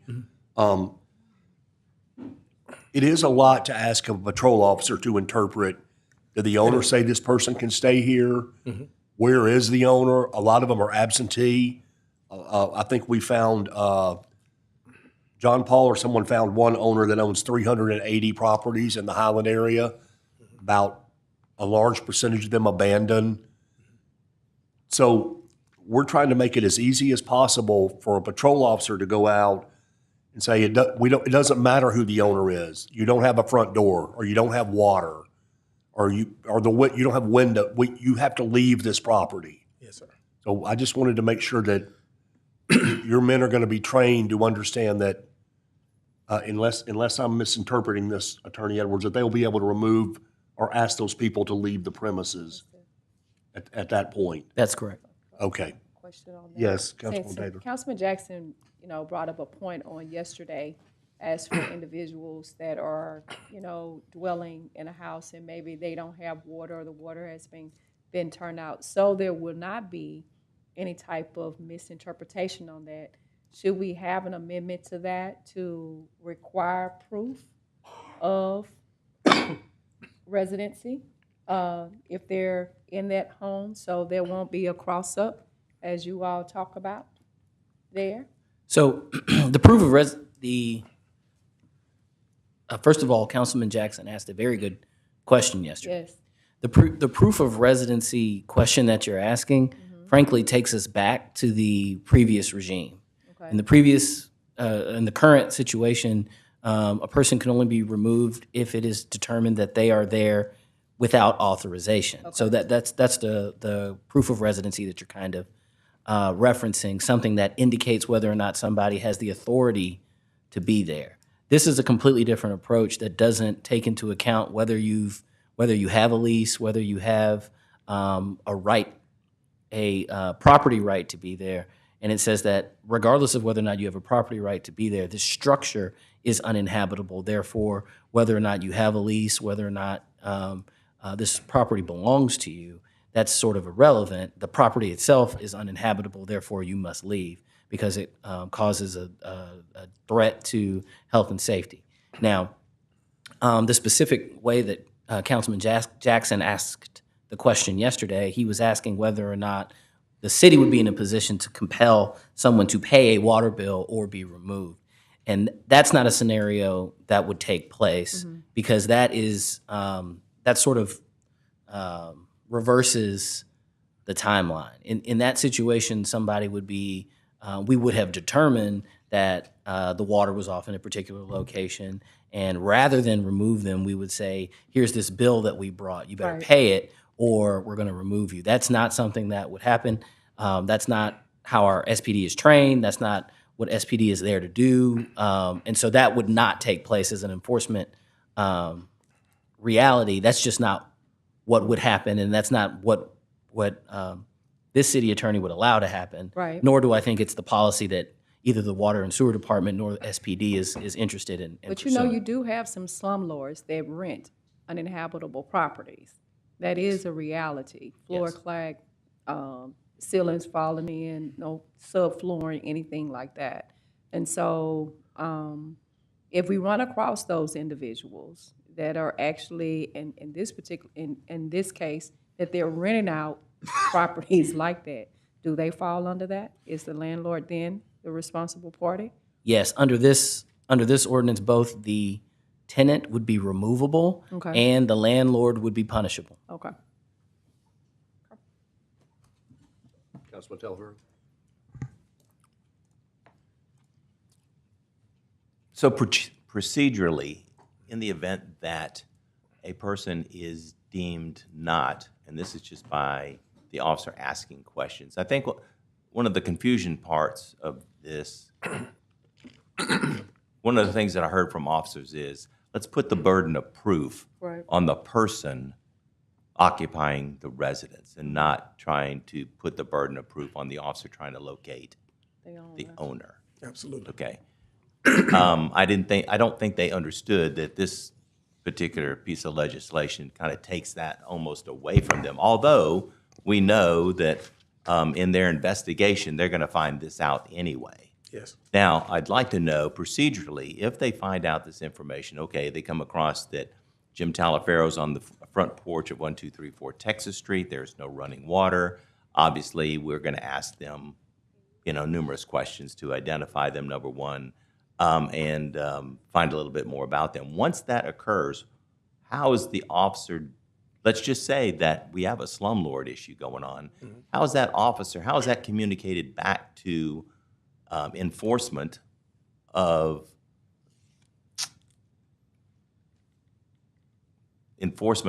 the punishment of the landowner, the homeowner, or the you know what I'm saying? What does the officer do? Does he fill out an FRI card, a field interview card? I'd just like to know how that's going to work. Well, as you know, Councilman, every investigation is like a living and breathing being. They're all different. But I would say the officer would get there, gather the pertinent information, gather evidence, if you will. Once it's been determined that officer deems that that individual is indeed in violation of this ordinance, he would contact his supervisor, share that information with his supervisor. Based on those facts and circumstances, he can either issue a citation. Okay. He can either escort that individual from the property, or if that individual has, let's say I pay my rent, I have my check stubs, I got my bank statement that shows I paid on time, the landlord is responsible for paying the rent. It's reasonable for our officer at that time to document that with a report, and we have an investigative follow-up to hold that landlord accountable. Okay. And we do have that discretion, I believe. Yeah. I just want to make sure that people knew that it's not just identifying and issuing them off. Yeah. It's identifying and filling Yes. out an incident report. Yes, sir. To actually track, this thing. And Mm-hmm. it was the tracking that I want to make sure that we all understood. Yes, sir. That where does it go when the officer fills out the report, gets it approved, submits it, Yes, sir. and And I guess we'll have to work that. Yeah, and I do believe it would be more appropriate for those reports to go to our community-oriented policing bureau and to have them follow up on that. And actually, we have some great officers who actually they have investigative experience. So, yes, sir. Okay, Yes, sir. outstanding. Thank you. Just real quick, I had a couple questions pertaining to that. Number one is, so if we get there, the officer deems that this person really doesn't have the right to be there, the property is in deplorable condition, it's missing windows, doors, everything that what we're talking about. The officer either gives them a citation or removes them from the property. At that point, will there be some kind, and maybe I'm missing something here, at that point, will that escalate property standards to come and board the house up? Because the problem is you can remove them all day long. We see that with homeless encampments and everything like that, but they're going to come back. Is there some mechanism in that reporting that will alert property standards to board that house up, and then the property owner is billed for that? Yeah. Because keeping them out is just as important as getting them out. So that's question one, and then I'll ask my second question. Yes, sir. And we got a great working relationship with property standards. I reach out to Mr. Green constantly in reference to us, sharing resources. So we definitely will share that information with property standards, make recommendations, and also accept suggestions from them on how we can combat this issue. I just want to make sure we have a policy in place that if y'all do remove someone from a house, that we get it boarded up. Yeah, that there's a policy in place that Yes, sir. every one of them, because I don't want one to be treated differently than the other one. If we're removing someone who is non-homed, I think it's a political thing to say. If we remove them from a house that they're not supposed to be in, then there needs to be XYZ that's done after it. And that may even include Ms. Bowman or Lieutenant Bowman getting involved with mental services or something like that. There needs to be a whole to keep this from happening. The second part of this is more of a statement than a question. We have city employees every week that touch every street in this city. Every street, and that is our sanitation workers.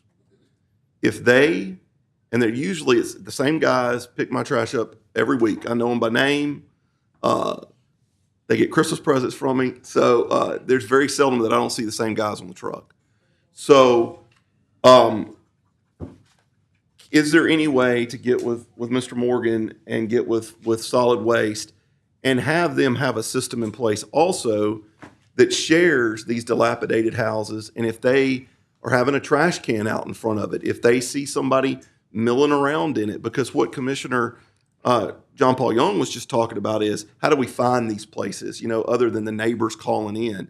But there's some neighborhoods that are renters and probably just don't even want to mess with it.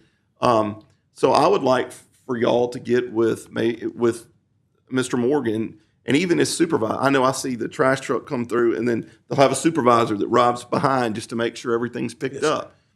They could maybe have a database that they report weekly to y'all and say even to the CLOs and say, hey, look, y'all may want to check this house out. I've noticed somebody milling around there. There's a stray dog. Somebody's got tied up in the front yard, something like that. But we have eyes and ears on every street in this city. And I think that is a resource that we should use. Yes, sir. I agree with you. Great idea. Okay, thank you. And Anyone else? yeah, And one other, and one other resource that I found helpful back in the day, was that I always connected with my postal service workers. Good idea too. Because they touch every resident. Typically, even if it's an abandoned house, if there's junk mail that goes to that resident, they touch it. And so the postmaster may be able to offer some assistance doing that. But again, every mail carrier knows their route and they know what houses. They'll give you the addresses of those houses that are vacant. And then maybe combined with this database, I mean, something has to be, combined or whatever. But they are a great resource for information because, again, like our sanitation employees, they touch just about every house, building, et cetera, that has an address or had one at one time. Yes, sir. Thank you. Anyone else? I have one last question. It's for Councilman Butcher before we adjourn. The sanitation workers in your street, what are their names? Nice guys. What? Nice guys. I'm sure they've introduced themselves, but I don't remember. Oh, well, you said you knew their names. No, I didn't. I said I know them. What'd you get them for Christmas? Actually, my wife baked cookies, and we took cookies out and gave them to them. Oh, okay. Just making sure. Well, and I may have made fudge. I was just trying to see if we need to come down your street. I want to borrow We'll get with Mr. show Morgan. Roberts, exactly. Let's borrow a garbage truck. Exactly. We're actually Unfortunately- gonna pick anything up. We just gonna We're gonna drive just down. drive by Gary, Grayson's house. Yes. Yeah. Unfortunately, I have a lot of talents and a lot of institutional knowledge, but the one thing that I'm not good with is names. So I barely okay. remember y'all's. All right. That's fine. If there's Mr. nothing Morgan, else. can you come up here and tell us who those workers are?